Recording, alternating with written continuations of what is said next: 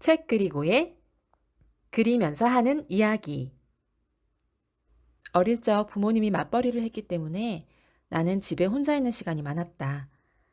나이 차이가 많이 나는 언니 오빠는 학교에서 늦게나 집으로 돌아왔다. 나는 어두워질 때까지 집에 혼자 있거나 밖에서 친구들과 온 동네를 뛰어다니며 놀거나 친구 집에 가거나 그렇게 초등학교 시절을 거의 방치되다시피 보냈다. 잘은 모르겠지만 그 당시에는 많은 아동들이 그렇게 지냈을 것이다. 초등학교 2, 3학년 때쯤 어느 날 집에서 20분을 걸어가 강가에서 친구들과 뛰어놀고 있었다. 그런데 멀리서 축구공이 하나 우리 앞에 떨어졌다. 작은 창고같이 보이는 오두막에서 축구복을 입은 아저씨가 나를 향해 손짓을 하며 공을 좀 가져다 달라고 했다. 나는 아무 생각 없이 친구들과 공을 가지고 아저씨에게 다가갔고 아저씨는 나에게만 살짝 창고 쪽으로 들어와서 아픈 곳이 있는데 약을 좀 발라달라고 했다. 다행히 창고에 닫는 문은 없었다. 그 아저씨는 갑자기 바지를 내리며 나에게 약을 건네주려 했다. 나는 얼굴이 하얘져서 뒷걸음질을 치며 도망쳤다. 친구들이 밖에서 나를 기다려주지 않았더라면 그날 나에게 무슨 일이 있었을지 지금 생각해도 끔찍하다. 그뿐만 아니라 그 당시에는 학교 앞에 그렇게 바바리맨 아저씨들이 자주 등장하였다. 우리 세대는 특별히 성교육을 제대로 받아본 적이 없었지만 바바리맨 아저씨들의 그 행동이 수치스러운 일이며 불쾌한 일임을 본능적으로 알고 있었다. 그런데 최근 덴마크에서 아이들에게 합법적으로 이루어지고 있는 어린이 대상 성교육을 바라보면서 나는 그 당시 기억을 떠올리지 않을 수가 없었다. 아이들 앞에서 아저씨, 할아버지, 아주머니들이 전신 탈의를 하며 자기 몸에 긍정적인 마음을 가져야 한다는 교육을 하고 있다는 것이다. 그런데 이 아저씨는 또 왜 자기 머리에 인위적으로 심은 뿔을 달고 온몸에 문신을 하고 피어싱으로 코, 귀, 곳곳에 구멍을 뚫은 모습으로 아이들에게 몸에 대한 긍정을 이야기하고 있는 것일까? 부모의 동의를 받은 아이들만 이 교육을 받는데 아이들 앞에서 이렇게 나체로 서서 자신의 몸을 보여주는 어른들은 자원봉사자들이라고 한다. 그 중에는 노인의 모습도 보인다. 덴마크 인민당 의원 피터 스코룹은 이러한 교육이 너무 이르며 이러한 천박한 방식이 아닌 학교나 부모님들로부터 배울 수 있도록 해야 한다고 비판했다. 나도 그와 같은 마음으로 비판하고 싶은데 이 피터 스코룹은 극우 성향이라고 한다. 그렇다면 나도 극우란 말인가? 많은 덴마크 부모들은 아이들에게 방어보다는 노출을 더 하기를 원하며 덴마크 방식은 나체의 아이들을 더욱 노출하는 것이라고 한다. 아이들에게 계속해서 성인들의 몸을 보여줌으로써 몸에 대해 불안한 마음을 가지지 말라는 것이다. 왜 그래야 하는가? 내가 어릴 적 그 강가에서 축구복 아저씨의 몸을 보고 불안해하지 않았더라면 나는 그곳을 도망쳐 나오지 않고 아저씨의 부탁을 순순히 들어줬을 것이다. 아이들은 낯선 성인이 자기 앞에서 옷을 벗을 때 반드시 불안해해야 한다. 그래야 자신을 방어할 수 있을 것 아닌가. 그 외의 덴마크의 모습을 보면 지난 2015년까지 덴마크는 수간, 즉 인간과 동물의 성관계가 합법이었으며 외국인들이 동물 섹스 관광을 위해 덴마크를 찾을 정도로 성행했다고 한다. 덕분에 동물의 특정 부위 외과 치료의 17%가 수간으로 인해 발생된 것이었으나 덴마크는 개인의 성적 결정권을 국가가 개입할 수 없다는 입장이었다. 그러다 동물 보호 단체들의 항의로 2015년 7월부터 동물 매춘을 금지하고 있는 중이다.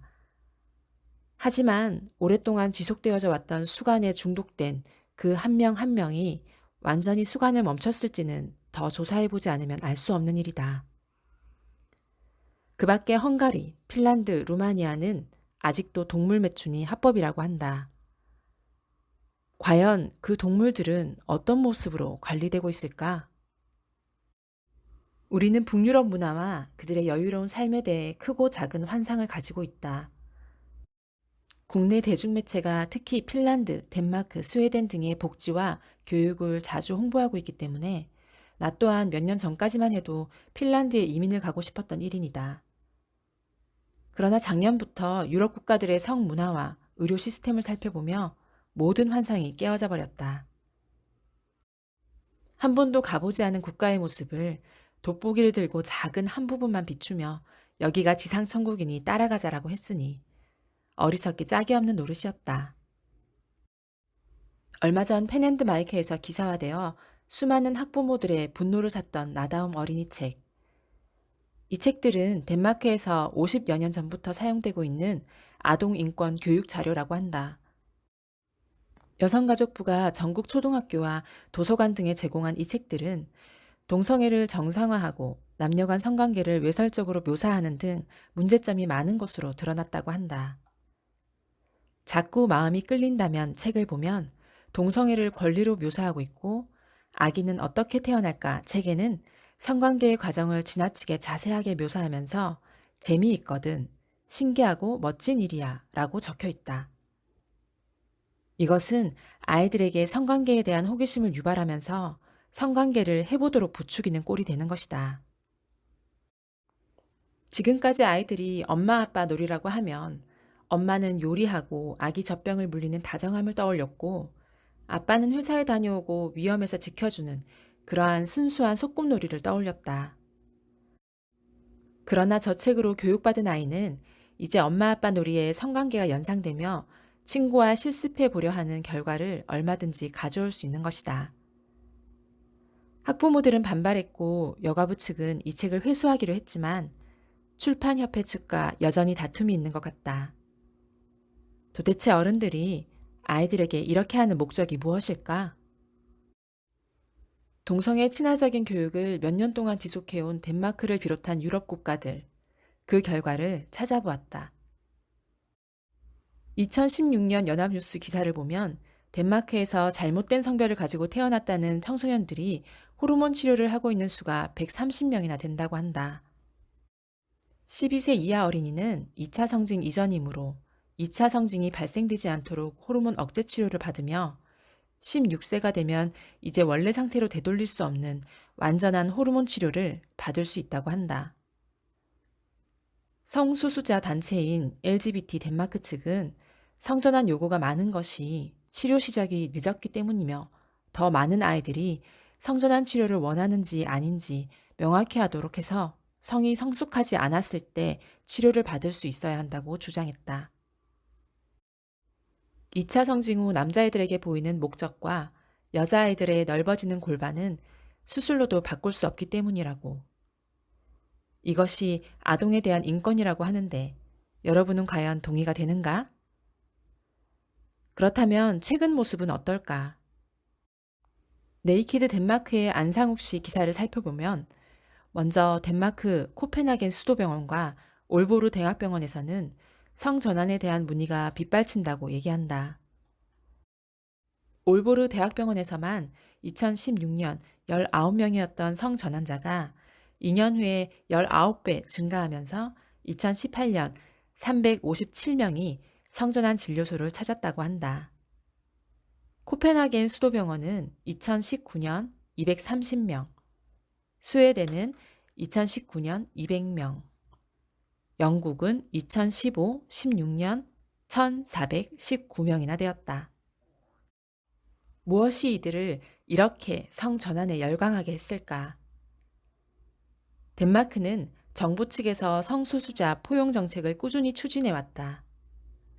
1933년 동성애는 범죄가 아님을 선언하면서 1981년 동성애를 정신병 목록에서 지우고 1989년 세계 최초로 동성 결혼을 합법화한 후 1999년 또 세계 최초로 동성 부모가 자녀를 입양할 수 있게 해주었다.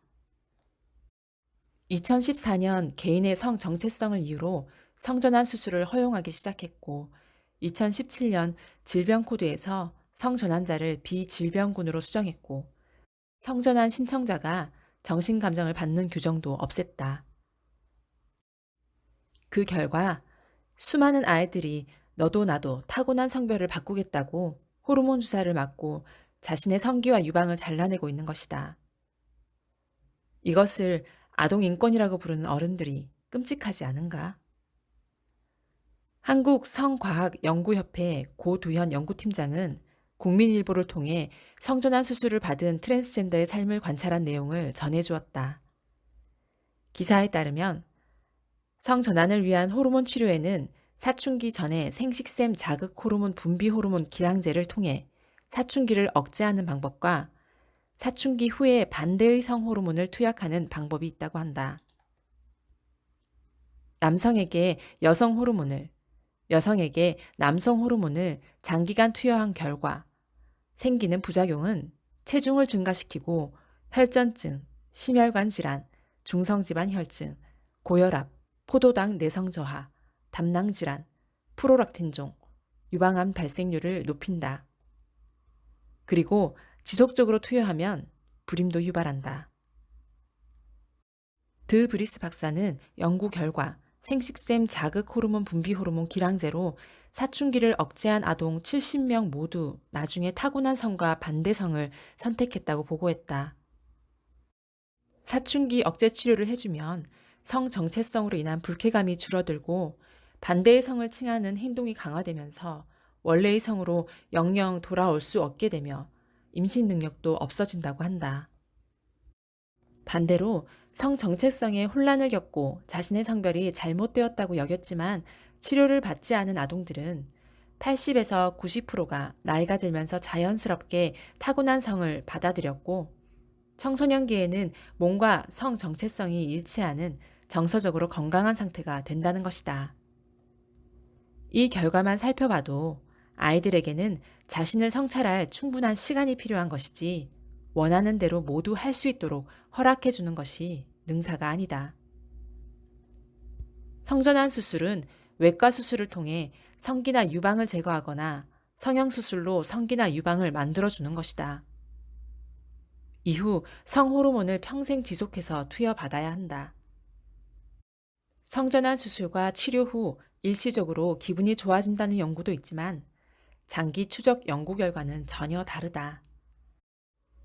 스웨덴에서 성전환 수술을 받은 사람 300명을 30년간 추적 관찰한 연구에 의하면 일반인들보다 서너 배 많은 우울증과 불안 상태, 정신병원 입원율, 자살률, 장기적인 신체 합병증에 따른 높은 사망률을 보였으며 자신이 완전한 여성도 아니고 완전한 남성도 아니라는 점에서 수술을 후회하는 사람도 많았다고 한다. 이쯤 되면 여러분은 눈치를 챘어야 한다. 세계 곳곳의 엘리트들, 교육자들, 정치인들이 급진적 성교육, 포괄적 성교육을 도입하려는 데에는 어떤 특별한 목적을 가지고 있다는 것을. 영국에서 2018년 조사 결과 10년간 4,000%의 성전환 아동이 늘어났는데 그 원인을 학교 교육에서 찾았다. 학교에서 트랜스젠더 문제를 홍보하며 자신의 성별을 의심하도록 하는 것이 일종의 산업, 즉 돈벌이가 되고 있었다는 것이다. 아이들에게 어른들의 나체를 거리낌 없이 보여주고 포르노에 가까운 교과서로 아이들이 성관계를 가볍게 여기도록 만드는 공교육, 자신의 성별을 의심하도록 조장하고 2차 성직을 막을 수 있도록 권장하는 국가정책. 과연 이 일로 누가 이득을 취하고 있다는 말인가?